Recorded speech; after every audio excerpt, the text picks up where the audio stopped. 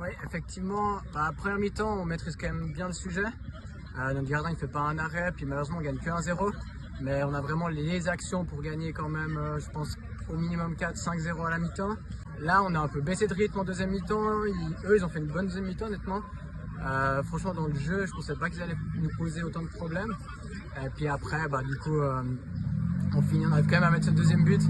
On aurait pu même quand même en mettre plusieurs, mais bon, il faut savoir gagner en étant moche des fois aussi. On a fait une bonne préparation, même si on ne gagnait pas tous nos matchs amicaux, mais dans le jeu, on avait des principes clairs de jeu.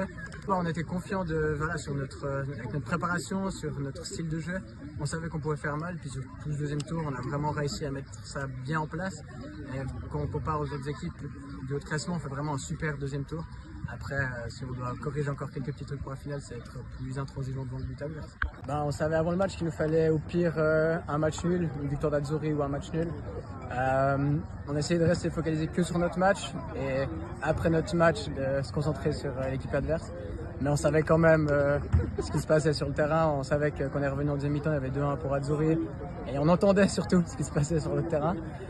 Mais voilà, on devait quand même nous faire le job. Puis c'est pas comme si on était c'est pas comme si on avait de la marge en deuxième mi-temps. Donc il fallait qu'on fasse le boulot et qu'on se concentre d'abord sur nous. Mais c'est vrai que ça a ajouté quelque chose d'entendre l'ambiance sur le terrain d'à côté.